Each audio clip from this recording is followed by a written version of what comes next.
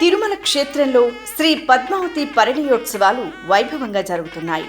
ఉత్సవాలలో రెండవ రోజున శ్రీ మలయప్ప స్వామివారు అశ్వవాహనంపై పరిణయోత్సవ వేదికకు వేంచేయగా అమ్మవార్లు పల్లకీపై నారాయణగిరి ఉద్యానవనానికి చేరుకున్నారు.